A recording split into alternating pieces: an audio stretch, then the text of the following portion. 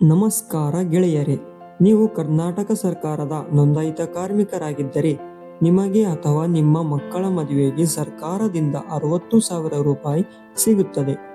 ಈ ಹಣ ಯಾರಿಗೆ ಸಿಗುತ್ತೆ? ಅರ್ಜಿ ಸಲ್ಲಿಸುವುದು ಹೇಗೆ? ಈ ವಿಡಿಯೋದಲ್ಲಿ ಪೂರ್ತಿಯಾಗಿ ನೋಡೋಣ. ನೀವು ಈ ವಿಡಿಯೋ ಪೂರ್ಣವಾಗಿ ನೋಡುವುದಕ್ಕಿಂತ ಮುಂಚೆ ನಮ್ಮ ಕಾರ್ಮಿಕರ ಗೆಳೆಯ ಚಾನಲ್ ಅನ್ನು ಸಬ್ಸ್ಕ್ರೈಬ್ ಮಾಡಿ, ಏಕೆಂದರೆ ಕಾರ್ಮಿಕರ ಮಾಹಿತಿ ಮೊದಲು ನಿಮಗೆ ತಲುಪುತ್ತದೆ. ಮದುವೆ ಸಹಾಯಧನಕ್ಕಾಗಿ ಅರ್ಹತೆಗಳು ಇರಬೇಕು. ಅರ್ಜಿದಾರರು ಕರ್ನಾಟಕ ಕಟ್ಟಡ ಮತ್ತು ಇತರೆ ನಿರ್ಮಾಣ ಕಾರ್ಮಿಕರ ಮಂಡಳಿಯಲ್ಲಿ ನೋಂದಾಯಿತರಾಗಿರಬೇಕು. ಅಂದರೆ ಅವರಲ್ಲಿ ಲೇಬರ್ ಕಾರ್ಡ್ ಇರಬೇಕು. ಆ ಲೇಬರ್ ಕಾರ್ಡ್ ಕನಿಷ್ಠ 1 ವರ್ಷ ಹಳೆಯದಾಗಿರಬೇಕು ಮತ್ತು ಮದುವೆಯ ಸಮಯದಲ್ಲಿ ಚಾಲ್ತಿಯಲ್ಲಿರಬೇಕು. ಹಾಗೂ ವಿಶೇಷವಾದ ಸೂಚನೆ: ಮದುವೆಯ ದಿನಾಂಕದಿಂದ 6 ತಿಂಗಳಿನ ಒಳಗಡೆ ಅರ್ಜಿಯನ್ನು ಸಲ್ಲಿಸಬೇಕು.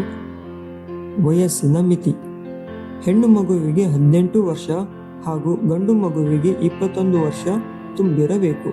ಇದು ಕುಟುಂಬದ ಮೊದಲ 2 ಮಕ್ಕಳ ಮದುವೆಗೆ ಮಾತ್ರ ಅನ್ವಯಿಸುತ್ತದೆ. ಬೇಕಾಗುವ ಅಗತ್ಯ ದಾಖಲೆಗಳು: ಲೇಬರ್ ಕಾರ್ಡ್ ಮತ್ತು ಆಧಾರ್ ಕಾರ್ಡ್, ಮದುವೆ ಆಮಂತ್ರಣ ಪತ್ರಿಕೆ, ಮದುವೆ ನೋಂದಣಿ ಪ್ರಮಾಣ ಪತ್ರ ಅಂದರೆ ಮ್ಯಾರೇಜ್ ಸರ್ಟಿಫಿಕೇಟ್, ಬ್ಯಾಂಕ್ ಪಾಸ್ಬುಕ್ ಮತ್ತು ರೇಷನ್ ಕಾರ್ಡ್.